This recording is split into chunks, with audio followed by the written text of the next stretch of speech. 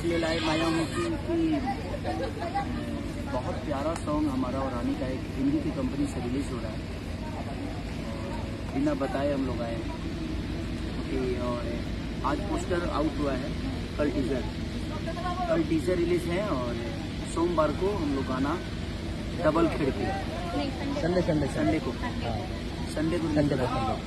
Sunday को 26 है 27 है संडे 27 है ना संडे को। हाँ ठीक है, तो 27 तारीख को बहुत प्यारा गाना अभिषेक बच्चैया का लिखा हुआ गाना है वो।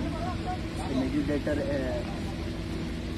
मोनू सिन्हा जी, तो म्यूजिक डायरेक्टर मोनू सिन्हा जी।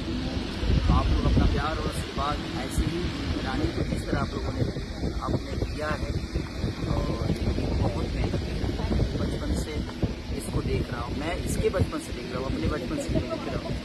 बाकी ये अपने जीवन में थोड़ा सा स्लो है तो मैंने इसको बहुत बचपन से मेहनत करते हुए देखा है और वो बहुत कर्मठ इंसान है।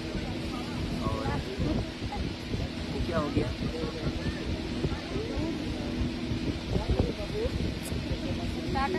थोड़ा सा नेटवर्क कम है और हमारे देखिए इधर